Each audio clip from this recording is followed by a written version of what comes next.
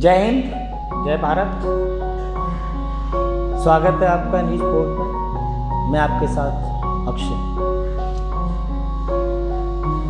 कुछ था, मैंने सोचा कि आपके साथ साझा कर लेता हूँ। कुछ चीज़ें हैं जो करनी चाहिए।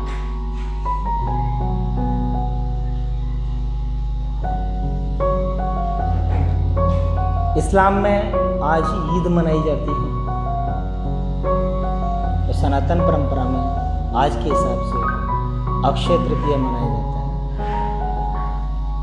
मैंने बहुत लोगों का मैसेज देखा, ज़्यादातर लोगों ने ईद की बधाई दी। कुछ कम लोग थे जिन्होंने अक्षय तृतीया के ऊपर भी कुछ कहा। मैं किसी के विरोध में नहीं, मेरी अपनी सोच है। मेरा मानना है मुसलमान का मतलब होता है जिसके अंदर ईमानदारी कूट कूट के भरी हो और जिसका ईमान कुछ कूट कर है।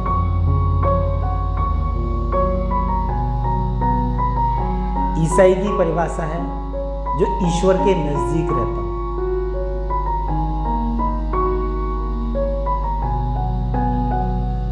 उसी तरीके से एक संप्रदाय है जो हिंदुओं से ही निकल के खड़ा हुआ है, उसको बोलते हैं सिख। सिख की परिभाषा है मेरी नज़रों में जो शिक्षा देता हो, जो सीख देता हो।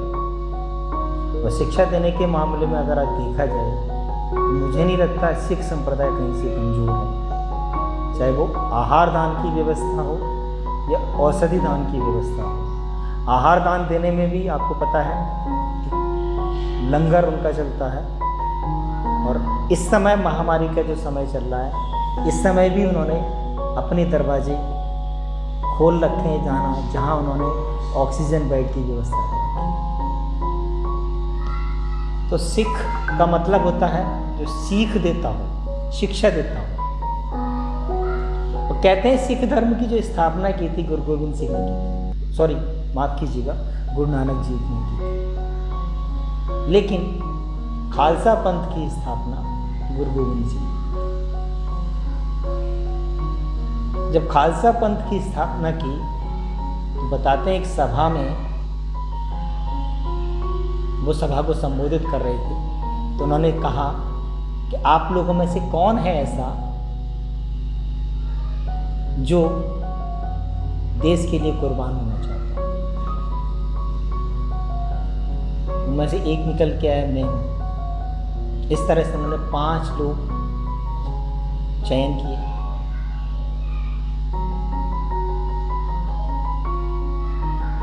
और 5 लोगों को एक एक करके वो शिविर में ले गए। अब जो मुझे फर्क नजर आता है वो मैं आपको विस्तार से समझाने की कोशिश करता हूँ, शायद आप समझ पाएंगे। बताते हैं इस्लाम में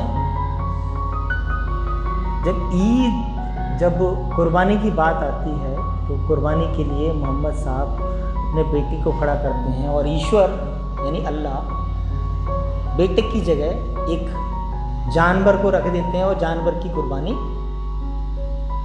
बेटे की जगह हो जाती है, कर दी जाती है। बाद में अलग बात है कि उसको जीवित कर दिया जाता है, जैसा कि इस्लाम कहता है। लेकिन जब खालसा पंथ की स्थापना होती है, गुरु गोविंद सिंह करते हैं, खालसा की परिभाषा है जो खालिस हो, यानी कि जो प्योर हो, जो पवित्र हो। तो जब 5 लोगों को शिविर के अंदर लेके गए तो उन्होंने शिविर में क्या किया, बहुत लोग जानते भी होंगे, शायद नहीं भी जानते। उन्होंने शिविर में ले जा करके उन 5 की गर्दन की जगह तरबूज काटे और नंगी तलवार लेकर बाहर आए। इस तरह से एक एक करके 5 लोग उन्होंने इकट्ठे किए। जो मुझे समझ में आता है वो ये कि अगर वो चाहते तो तरबूज की जगह किसी जानवर को भी काट सकते थे, उसका खून बहा सकते थे। लेकिन उन्होंने बजाय जानवर का खून बहाने के लिए फल काटा और इस तरीके से उन्होंने एक एक करके 5 लोगों को बाहर ले जाके खड़ा कर दिया। पहले लोगों को लगा कि 5 लोग शहीद हो गए। जब 5 बाहर आए तो सबने जय जयकार की। 5 लोग उस वक्त पंच प्यारे के नाम से मशहूर। इस तरीके से सिख धर्म के बाद सिख धर्म के साथ साथ में खालसा पंथ की स्थापना हुई।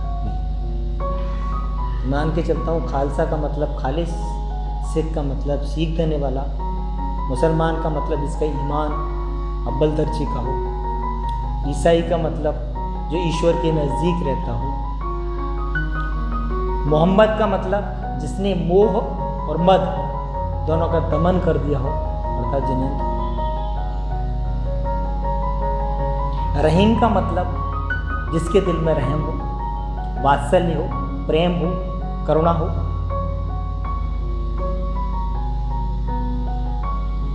तो आज बात करते हैं अक्षय तृतीया की। अक्षय तृतीया, अक्षय यानी कि तृतीया अक्षय हो गई। इस दिन आप कोई भी काम करें, स्वयं सिद्ध मुहूर्त होता है, आप कोई भी अच्छा काम कर सकते हैं। और विशेषकर अक्षय तृतीया को दान का महत्व होता है। चाहे आप कैसा भी दान दें, औषधि दान दें, अभय दान दें, शास्त्र दान दें, ज्ञान दान दें या आहार दान दें।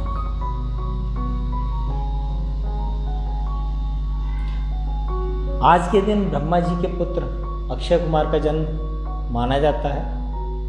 मां अन्नपूर्णा का जन्म माना जाता है। और एक अवतारों में से एक महर्षि परशुराम का जन्म भी आज के दिन माना जाता है। कुबेर को खजाना आज के दिन ही मिलता है।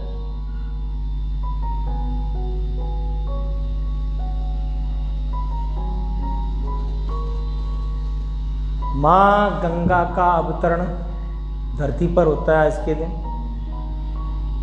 सूर्य भगवान ने पांडवों को अक्षय पत्र, अक्षय पात्र दिया था। महाभारत का युद्ध आज के दिन समाप्त हुआ था और वेद व्यास जी ने महाभारत की रचना की शुरुआत आज के दिन की।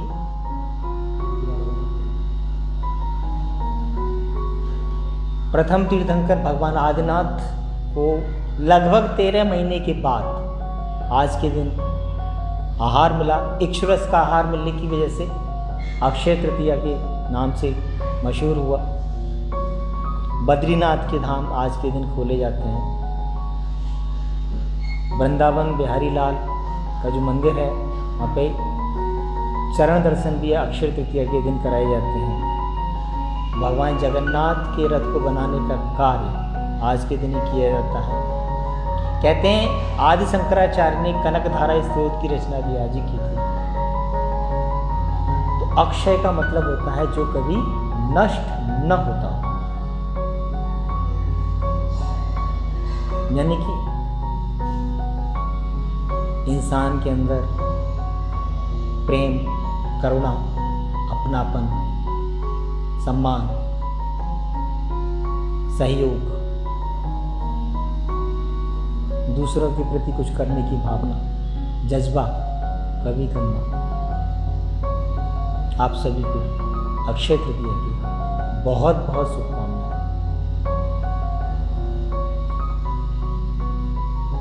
आप हमारे साथ newsport.com, Newsport page, YouTube channel, Instagram, Twitter like कर सकते हैं, कमेंट कर सकते हैं, शेयर कर सकते हैं। अगर आपको कोई बात पसंद आती है अपनों के साथ साझा करें। अगर आपको लगता है कि मैंने कुछ गलत बोला है तो आप मेरे व्यक्तिगत नंबर पर 9999222337 इस नंबर पर जानकारी दे सकते हैं। आपका बहुत बहुत शुक्रिया। सुरक्षित रहें, खुश रहें और खुश रखें। जय हिंद, जय भारत।